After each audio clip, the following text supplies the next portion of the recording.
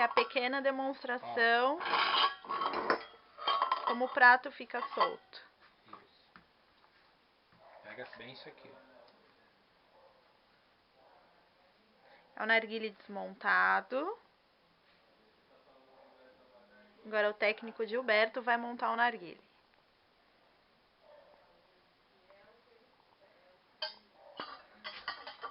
Demonstração do prato ficando solto.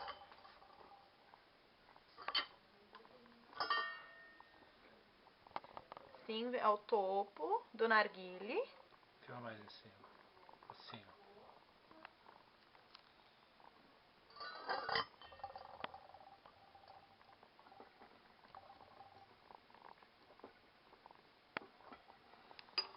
Agora vamos trocar o corpo. Ficando assim o prato.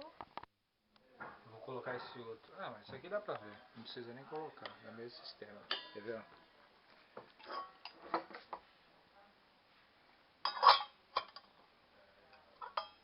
Ok, o topo do narguilé.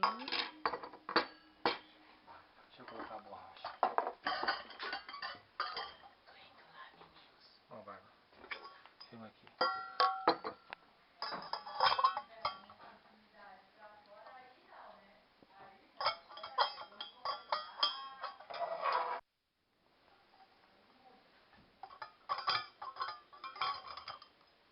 Filma que eu vou tirar.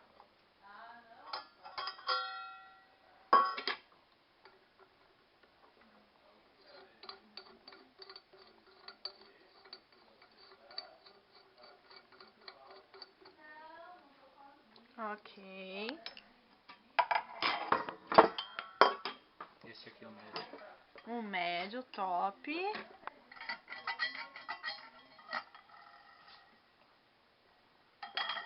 Funciona no mesmo sistema. Às vezes fixo e às vezes solto. Um modelo, né, solto e o outro fixo.